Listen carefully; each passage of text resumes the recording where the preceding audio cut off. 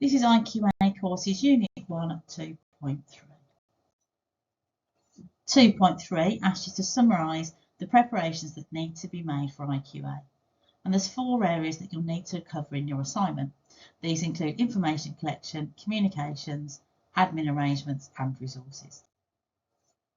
So let's look at information collection first. If you're a new IQA to a centre, you'll need to look at several pieces of information to ensure you fully understand what you'll need to do to support the centre. So you'll need to gather information about each assessor that works there, such as their skills and abilities. You'll look at their CV and CPD, and you'll make sure that they're suitable for the courses or apprenticeship standards that they're delivering.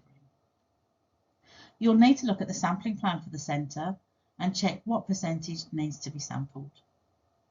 You'll look at information about the centre as a whole, so have a look at how many students there are at the centre, how many assessors, IQAs, different courses or pathways, and how many different employers there are.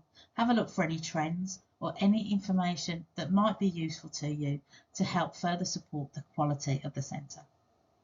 You can look at the complaints log and look at any trends and positive feedback, and look at the assessment plans or exam board requirements, and look at any visits or previous audit reports on the centre and see what information you can get from that to help support them to become even better.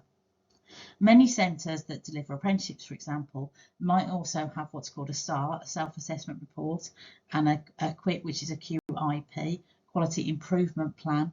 So have a look at those and see what you could do to support the centre. So in terms of communication, you'll need to look at how the centre communicates with learners and employers. Have a look at systems notifications, because these can be really useful, especially on ePortfolio, and this makes sure that the same message goes out to everybody in the same way and helps standardise your approach. You might be able to set up system notifications to go to specific learners, specific employers, or everybody, or just the staff. It's really interesting to read reviews on your own centre, such as Trustpilot, Google reviews, or even questionnaires. Have a look at the complaint handling process, and of course how to book OTLs, observations of teaching and learning, and what kind of approval you'll need to get from employers to go into their premises to conduct OTLs on your staff. So in terms of admin, you might need to look at how you'll show evidence of your work as an IQA. For example, will you put notes on the ePortfolio system which you've sampled a learner's work on and an assessor's work on that learner?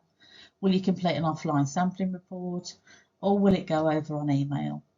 Either way, you will need to keep evidence of the work that you've done for quality assurance. You'll need to have admin for OTLs, perhaps a form to fill in that's filed in a certain way. And think about how you and your assessors will claim back things such as parking or petrol if you go to off-site visits.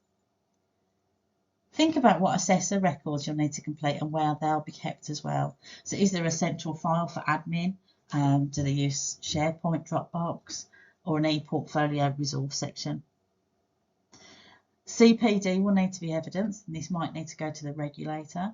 So you probably check this annually, but it does depend on your own exam board or who you work with, or the regulator and what their requirements are. You'll need to have access for the team in terms of Zoom, Teams meetings, and how you'll evidence those meetings as well, such as standardisation. So in terms of resources, it's really helpful to try and stay on top of any trends and changes. So social media can be helpful for that, and there's lots of groups on social media that you could join to help stay up to date. You've got your own CPD resources and systems, and you might want to use things such as TESS or Educare or other learning portals to help with CPD. You'll need to see the standards or documents required by the regulator and their information. So you might have access to a portal or a system where you can gather information and resources to make sure you're meeting your regulator's requirements. In terms of resources, staffing are one of your biggest resource, and you need to make sure you've got sufficient staffing ratios for each course or pathway that you're delivering. So normally you'd have at least 3 qualified staff to deliver a course. So you'd have 2 assessors at least and 1 IQA, And then you need to think about how many staff you'd have per learner. So you might have apprentices where you've got perhaps one assessor to 30 apprentices.